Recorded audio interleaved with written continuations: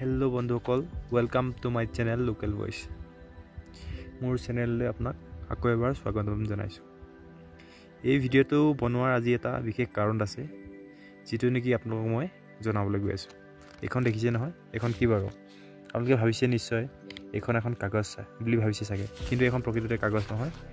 এইখন এজোপা গছৰ ছাল, যিজোপা গছৰ নাম হৈছে হিমালয়ান বিচ ট্ৰী।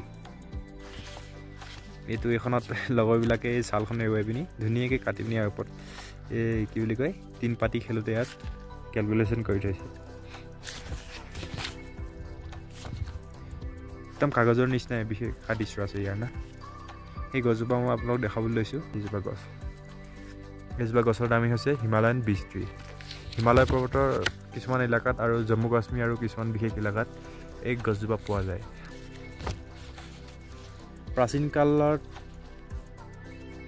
বাল্মীকিয়ে এই গছজোপাতেই ৰামায়ণ লিপিবদ্ধ কৰিছিল বুলি পৰিচিত আছে। সেইকাৰণে আপোনালোকক এই বিশেষ গছজোপা আজি মই দেখুৱাইছোঁ।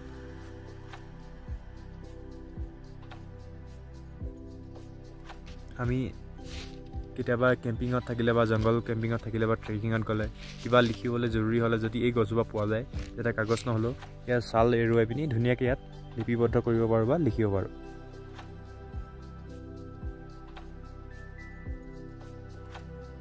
এই গছজোপাৰ বিষয়ে আপোনালোকক দেখাবলৈ আজি এই ভিডিঅ'টো বনালোঁ। আজিলৈ ভিডিঅ'টো ইমানতে সামৰিলোঁ। এনেকুৱা ধৰণৰ ইনফৰ্মেশ্যন দিবলৈ কেতিয়াবা এনেকুৱা সুবিধা পালে ভিডিঅ' বনাই থাকিম। আজিলৈ আহোঁ, ধন্যবাদ। যদি ভিডিঅ'টো ভাল পায় লাইক, শ্বেয়াৰ, ছাবস্ক্ৰাইব কৰি দিব বুলি আশা ৰাখিলোঁ। ধন্যবাদ।